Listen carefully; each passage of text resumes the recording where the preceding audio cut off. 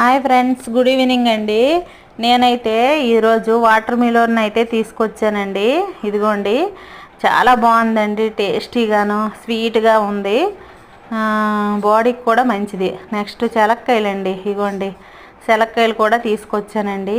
ఒక్కొక్క శనక్కాయ అయితే చాలా పెద్దగా ఉందండి. అందులో పలుకులు కూడా చాలా బాగున్నాయి. భూమిలో నుండి తీసినవి కాబట్టి, మట్టితో ఉన్నాయి కాబట్టి చాలా టేస్టీగా ఉన్నాయండి. అప్పుడే భూమిలో నుండి తీసారండి.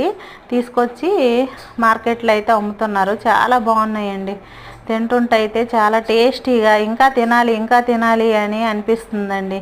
నాకు ఉడకబెట్టిన వేపిన కంట పచ్చివి అలాగ భూమిలో నుండి తెచ్చినవి తినడం ఇష్టమండి. ఇగోండి, ఉసిరికాయలు కూడా అలాగేనండి. ఉసిరికాయలు అయితే మా అమ్మగారు చేశారు. అదే నానబెట్టారు అన్ని ఇంగ్రీడియంట్స్ వేసి. చాలా బాగున్నాయండి. చాలా టేస్టీగా నోట్లో పెడితే అలాగ కరిగిపోతుందండి. అలాగ ఉంది ఉసిరికాయ అయితే. మీరు కూడా ట్రై చేయండి ఒకసారి. ఎంత బాగుంటుందంటే అంత బాగుంటుంది తింటుంటే. ఇగోండి మామిడికాయలండి. మామిడికాయలు అయితే తీసుకొచ్చానండి. ఇగోండి చూడండి, మార్కెట్లో మామిడికాయలు కూడా తీసుకొచ్చాను.